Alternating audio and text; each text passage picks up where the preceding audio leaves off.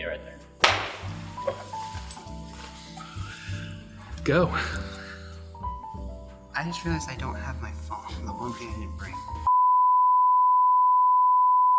Hi, Shawn. Hi, Josh. Hi. Now, I understand you're the lead video producer guy here at Wellmark. And I have a few questions for you today relating to that. Sure.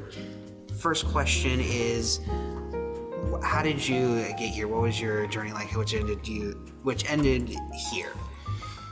Okay. Probably the case with just about anybody that goes into filmmaking. You really can't kind of hone in on what your journey is going to be and end up getting there. There's all kinds of twists and turns. My journey started in film school at the School of Visual Arts in New York City.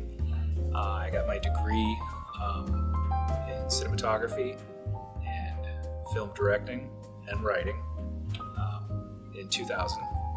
Right out of film school, I started working on a documentary that took me to Los Angeles and Brazil for an extended amount of time. Oh, Brazil. I spent about 3 years on that. Basically, in the end, it was on PBS, got in some festivals.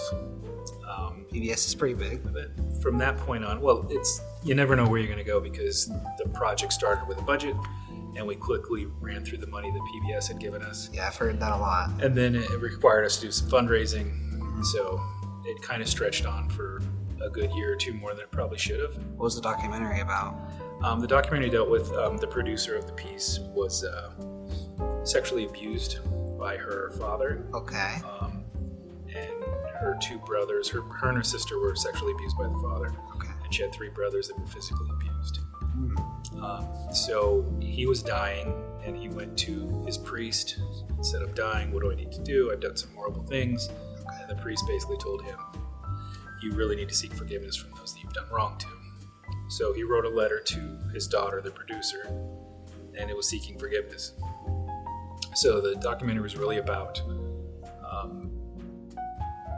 kind of trying to discover or figure out what role or what responsibility you have as a child to your parent if your parent has done horrible things.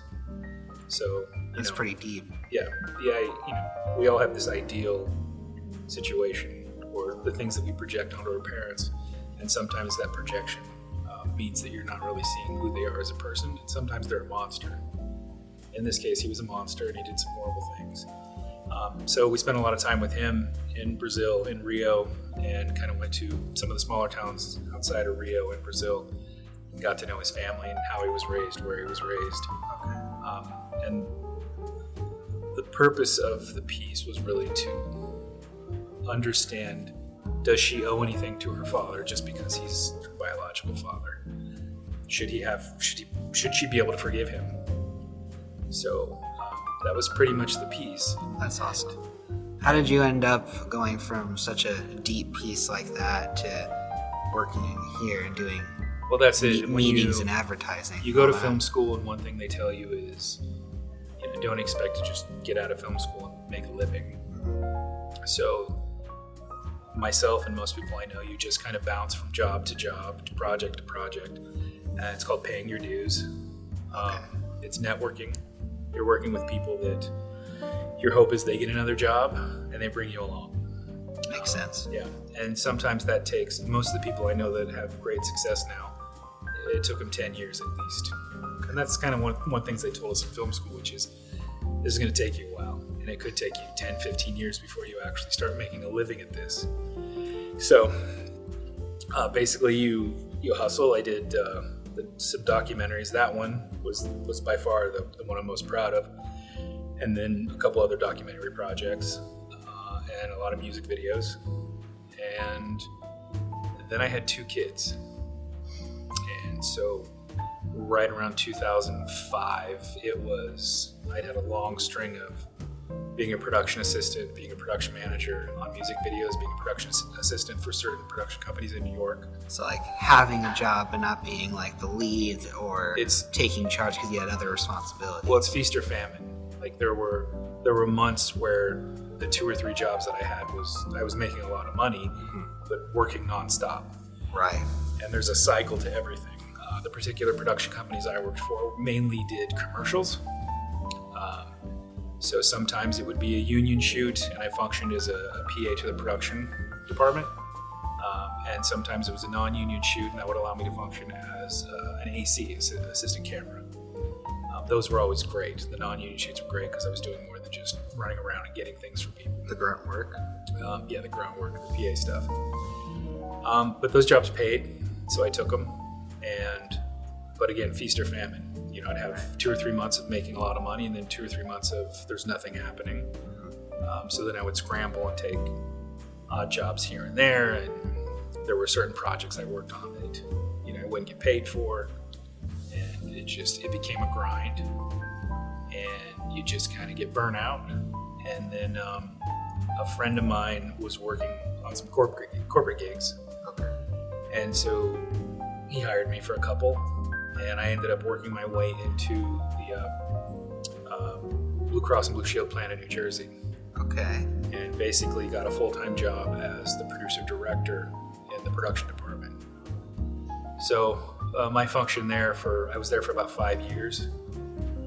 And I functioned as the producer-director writer for a lot of projects. I did that for about 5 years. And the benefit of that is with corporate work, you have consistency, job security. So you don't have to worry about chasing somebody down to get paid. Right, because it's it's a solid, real job. You got a whole company behind you. You got all the health plans, all that. You're on payroll. You're not being billed. You're not billing hourly. You're just kind of doing the work. No dealing under the table, that type of stuff. And with that, there's certainly at Horizon, and it's been the case here at Wellmark, which I ended up at Wellmark. Just want to get back to Iowa. I was born and raised in Iowa. I just want to come back closer to family. But to get back to the benefit of working corporate is, it's a consistent paycheck. There's always a job. Weekends are usually off, and there's a good work-life balance. And I really needed that with kids in my life at that point. I needed the consistency of a paycheck. Was that balance between home life and work life all those years difficult? When you're certainly not with corporate jobs. Yeah, with corporate, I'm sure it was fine. The first few years out of film school, it was a hustle, and it was traveling and. Because either you do the job, you spend all your time there, make the money, put food on the table, or they go hungry. Yeah. And I'm sure that wasn't easy. Yeah.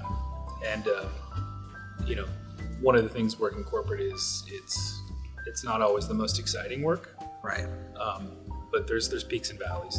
There are times when you're working on really interesting projects, and there are times when it's some of the stuff we've been doing, which is recording a meeting or recording audio to go to some sort of presentation. So it's just kind of And that bridges perfectly into my next question: is being in this corporate environment now, going from film school and that type of deep documentary to this.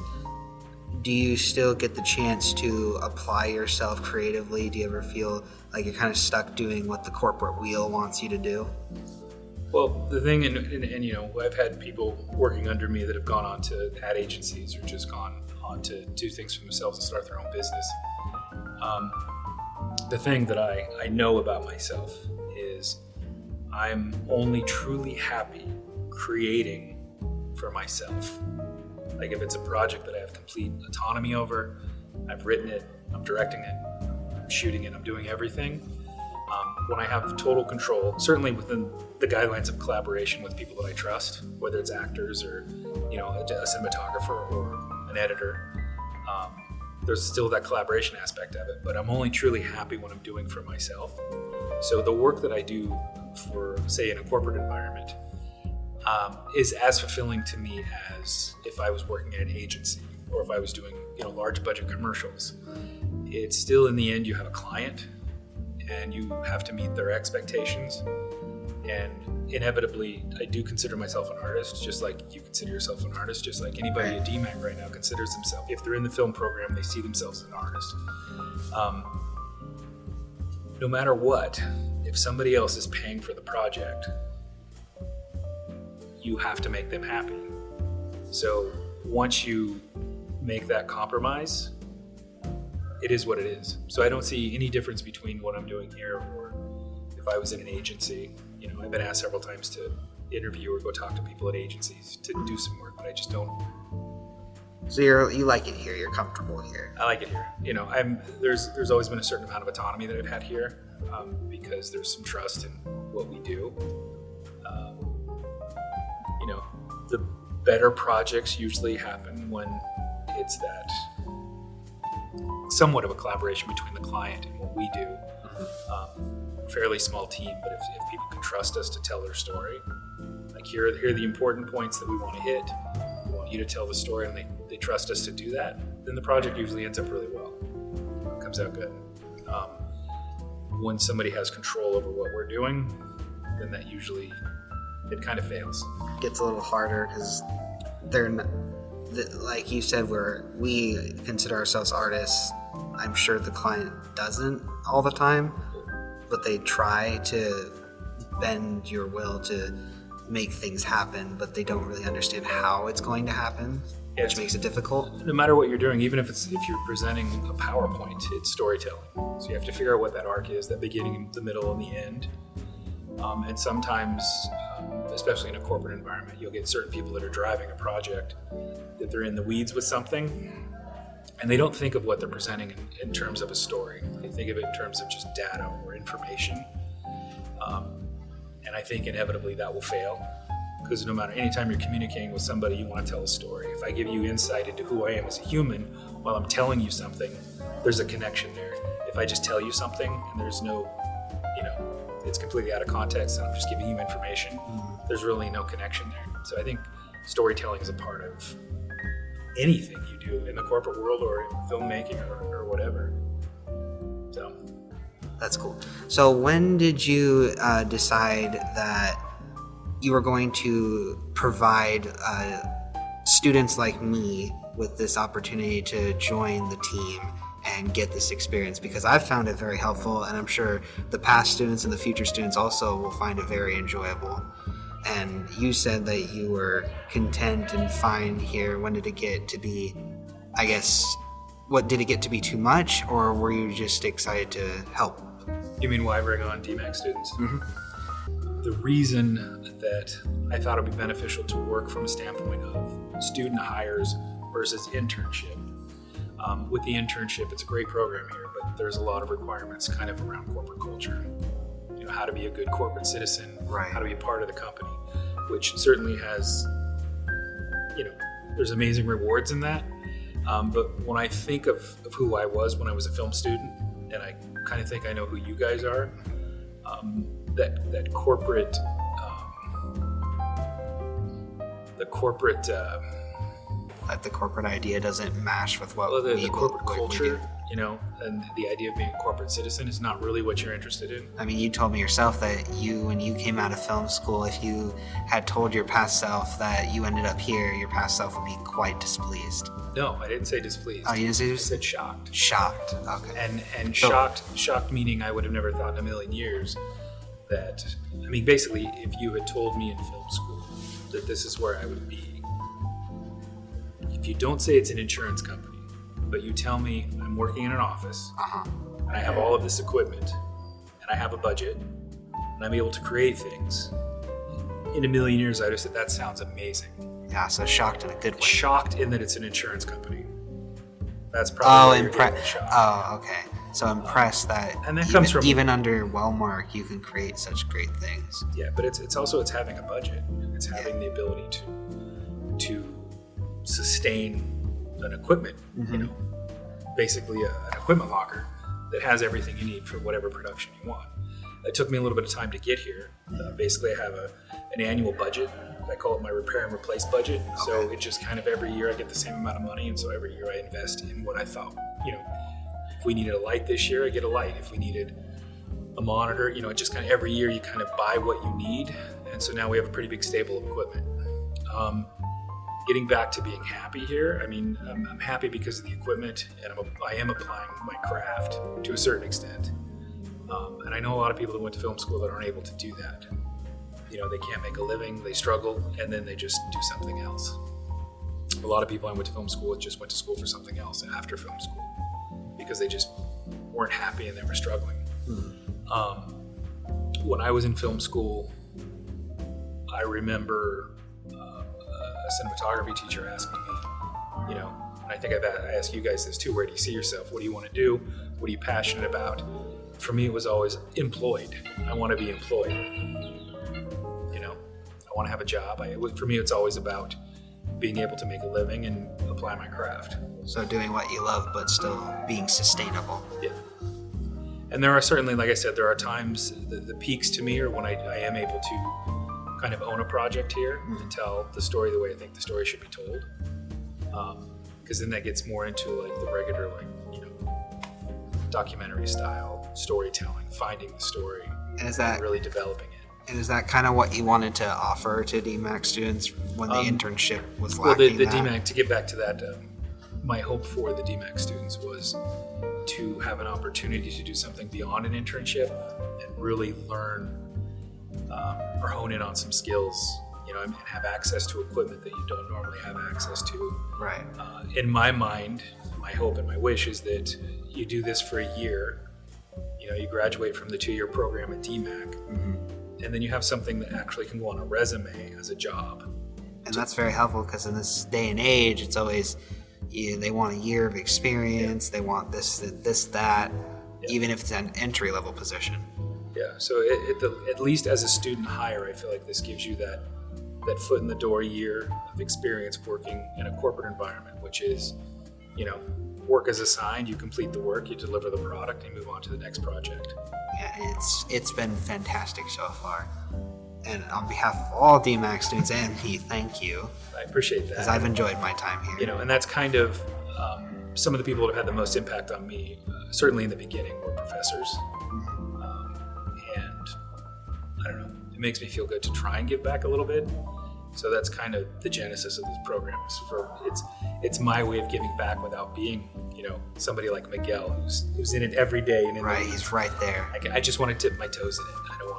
I don't want to be a teacher. I don't want to be a professor. I just want to be able to help where I can. Right. So my hope in this program is giving that opportunity to DMAC students that want to participate and engage. And certainly, and I made it clear from the beginning that, you know, this is beyond an internship. It is a student hire position. So my expectation is to treat it somewhat like a job. So if you say you're going to be here, you're here, and you do the work. And if you take on a commitment, you see it through. So that's pretty much it. Anything you want to wrap up with? What is the best piece of media you feel like you personally have produced from Wellmark? And this could be from any point since you got here to now.